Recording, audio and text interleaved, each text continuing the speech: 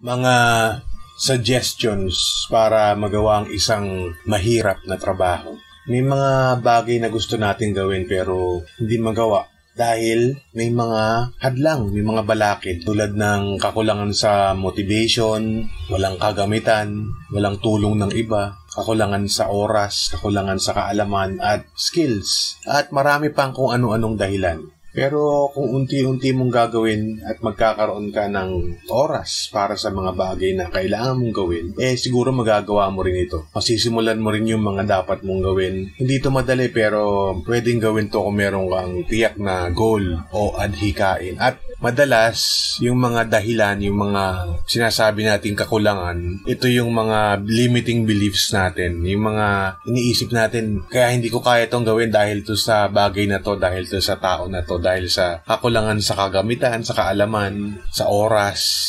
Lahat naman yun may solusyon, di ba? Kung kulang ka sa oras, siguro mayroong mga bagay na hindi mo dapat gawin para dun sa important project mo o dun sa goal mo. O kaya naman, kung may trabaho ka sa umaga hanggang hapon, pag-uwi mo ng bahay, ngayon naman kadalasan nasa bahay lang tayo. So magagawa mo talaga kung ano man yung gusto mong gawin. Siguro hindi nga lang talaga magagawa to kung kulang sa kagamitan o sa mga iba pang dahilan. Pero kung oras ang dahilan kung ba't di mo magawa yung bagay na kailangan mong gawin, makakahanap ka siguro ng oras o ng panahon para sa mga importanteng bagay. Narito yung mga suggestions na iba o ng mga eksperto para magawa mo yung isang mahirap na trabaho o isang goal na mahirap. Tratuhin mo daw ito na isang eksperimento.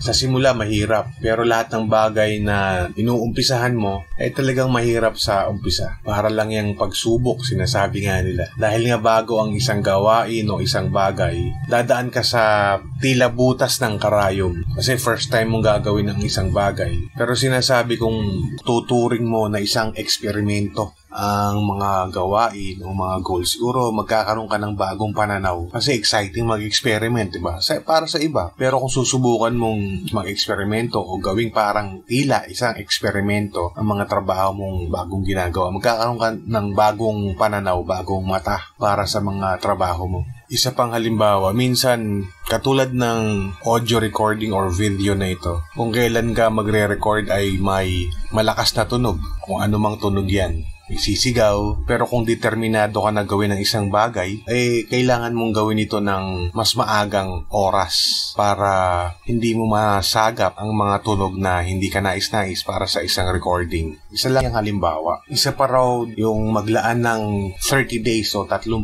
araw para sa iyong trabaho o goal o project. Sabi yan ni Benjamin Franklin, 21 araw ang kailangan para makabuo na isang habit. At siguro magandang gawin na natin itong 30 days o 30 araw para mas maging buo ang ating habit na to. Sinasabi na kung gagawin mo ito sa ganito kahabang panahon ay magiging kinaugalian na ito. Meron pa nga nagsasabi mga 90 days at meron pang ibang nagsasabi na 1 taon bago lubusang maging buo ang isang habit o isang kaugalian. Kaya naman sinasabing araw-araw mo gawin ang isang bagay. Subukan mo muna ng 21 days or 30 days.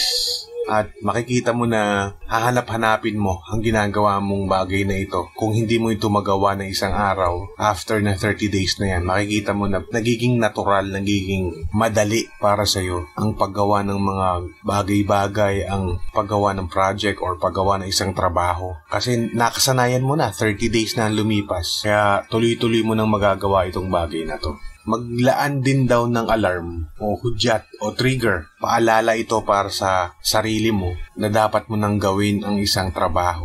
For example, alas 7 ng umaga. Alas 7 ng umaga, magre-record ka ng audio. Just an example. Or alas 7 ng umaga, magwawalis ka na sa labas ng bahay or magwawalis ka na sa opisina kung isa kang maintenance. O magsisimula ka na mag-ipon ng tubig o ikaw ay nagtatrabaho sa isang water station. Pwede kang mag-set ng alarm sa cellphone mo. Dahil karamihan naman ng tao ngayon ay may cellphone na. Ang importante lang ay pagdating ng oras na ito ay gawin mo kaagad ang trabaho. Huwag kang mag-snooze o huwag mong lagay sa snooze. Kasi sabi ng mga eksperto, sinisira mo lang yung pagkakataon na gawin mo ito. Dalasan nawawalan ka pa ng interest na gawin ng bagay na dapat mong gawin kung mag-i-snooze ka na lang. At masasanay ka ng gawin na pag-snooze na lang ang gagawin mo pag nag-alarm ang cellphone mo. Kung ayaw mo naman gumamit ng cellphone bilang alarm, siguro pwede kang gumamit ng ibang paraan para maging trigger o maging hudyat ng paggawa ng isang bagay. Halimbawa, 3:00 ng hapon. Kung ito ang oras ng 15-minute break, maaaring ang iba sa mga kasama mo sa trabaho ay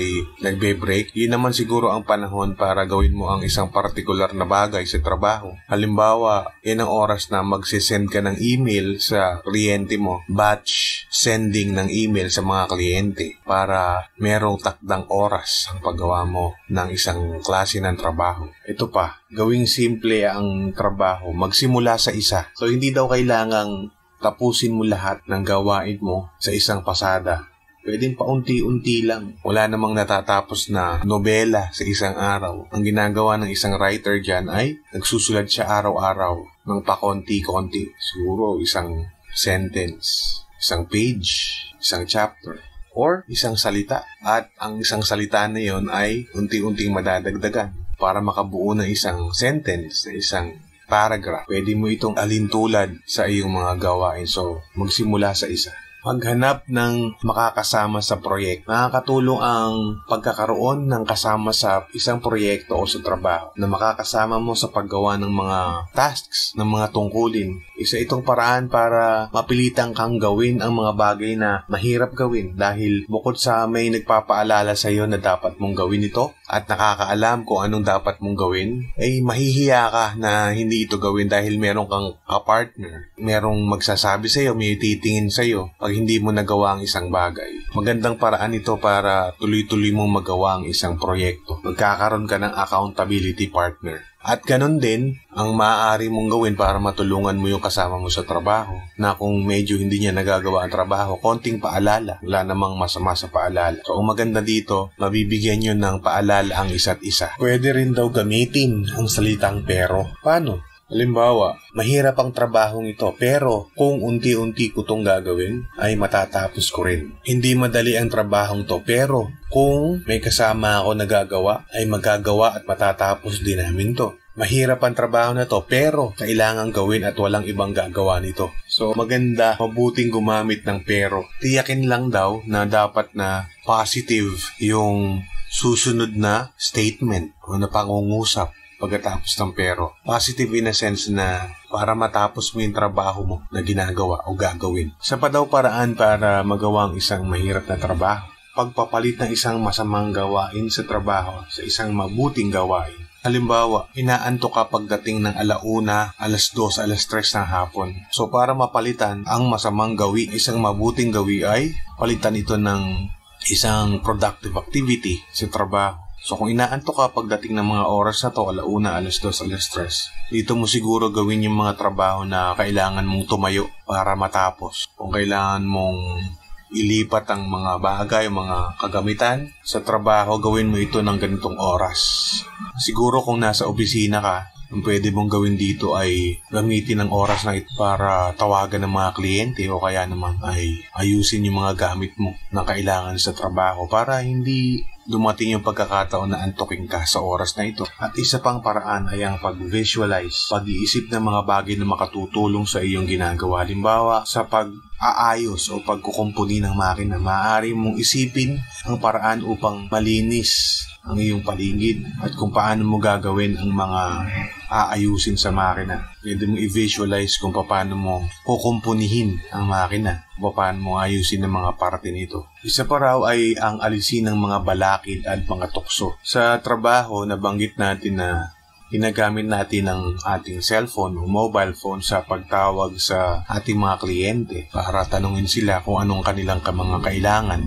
Pero ang isang productive tool na katulad ng isang cellphone ay maaari mo ring gamitin para sa hindi magandang bagay tulad ng paglalaro ng online game sa iyong mobile phone. Kaya masasabing sagabal din ito sa pagtatrabaho. Kaya siguro kung meron kang mga application sa iyong mobile phone na magiging sagabal para sa iyong pagtatrabaho, ay alisin mo ang mga sagabal na ito, ang mga applications na ito. I-delete mo para hindi ka matukso na laro habang nasa trabaho ka. Pwede mo namang i-reinstall ito pagdating mo sa bahay o kaya ay kung Sabado at Linggo kung kailan ay wala kang trabaho. Isa pa raw mabisang paraan ay ang pagsama sa mga taong merong katulad na adhikain o goals. Malaki ang maitutulong ng mga taong may kapareho mong iniisip at nais matapos na gawain. Pwede mo silang kausapin para magtanong kung paano magagawa ang isang trabaho. O kaya naman ay manghingi ka ng mga suggestions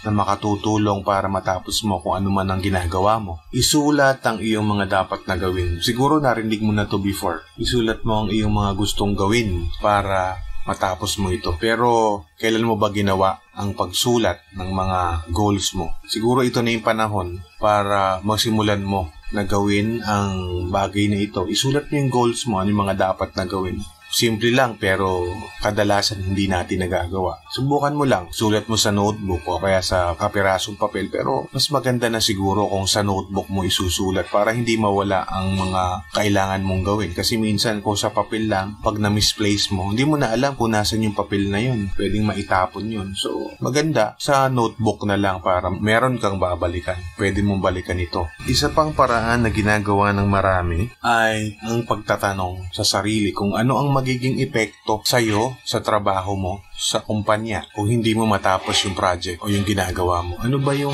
mangyayari sakaling hindi mo matapos ang ginagawa mo? Pwede mo daw sagutin yung tanong na yun para maging malinaw sa'yo na kailangan mong tapusin ang isang trabaho. Sa makatwid, kailangan mong panindigan yung mga gawain mo. Mahirap man na panindigan kung ano man yung mga nasimulan mo, pero kung hindi mo na masyado nagagawa ang trabaho, isipin mo na may mga taong kailangan ng trabaho mo para umusad ang trabaho nila at responsibilidad mo ang mga nasimulang trabaho para ipagpatuloy ito.